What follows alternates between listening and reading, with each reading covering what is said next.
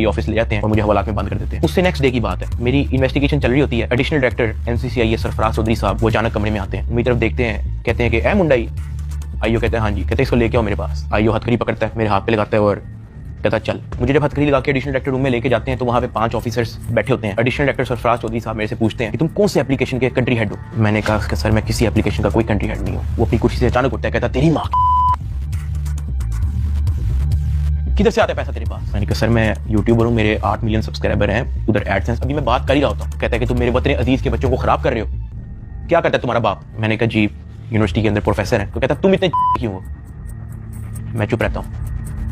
वो चीख के बोलते, कहता बोल। मैंने कहा जी सर मैं सिर्फ वीडियोस बनाता हूँ, मैं यूट्यूबर हूँ। माँ बहन की गालियाँ वो देता रहता है। उसने मेरे मुंह पे बहुत जोर का थप्पड़ लगाया। मैं बिल्कुल चुप होकर ऐसे मुंह नीचे करके खड़ा हो गया।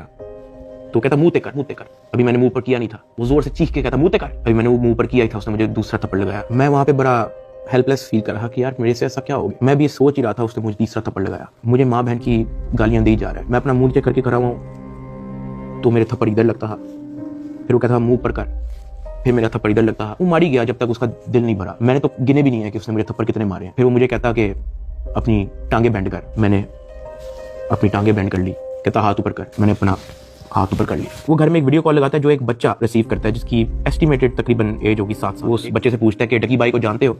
वो बच्चा कहता है जी। वो बैक कैमरा ऑन करता है, मेरे हाथ खड़े होते हैं, टांगे बेंड होती हैं। वो कैमरे से दिखाता है उस बच्चे को कि कौन है ये। कहता डकी भाई। तो वो कहता कि तुम इसके प्रोग्राम देखते हो।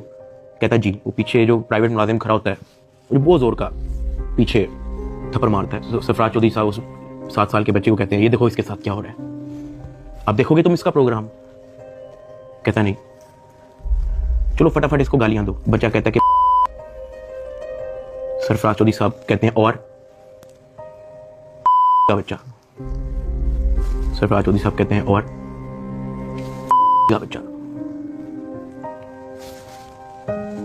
थप्पड़ वो मारी जा रहा होता है पीछे। वो वीडियो कॉल पे उस बच्चे को दिखा रहा होता है कि ये तुम इसके प्रोग्राम देखते हो और ये मैं क्या बताऊं यार।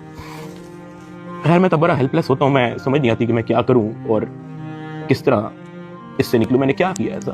खैर वो सरफराज चौधरी कहता है कि इसको ले जाओ, इसकी तरीके से तफ्तीश करो। जबकि मैं डे 1 को आया हूं। मैं सब कुछ, मोबाइल का पासवर्ड, मैंने लैपटॉप के पासवर्ड, मैंने जीमेल के पासवर्ड, मैंने एक चीज नहीं छोड़ी। मुझे आज जितने ऑफिसर्स थे वहां पे, मुझे एक ऑफिसर आके दिखा दे, बता दे कि डकी भाई ने हमें ये चीज नहीं दी इसलिए हमने मारा है। वो तफ्तीश के अंदर इस जगह कोऑपरेट नहीं था कर रहा इसलिए हमने मारा है। मुझे एक बंदा आके दिखा दे यार।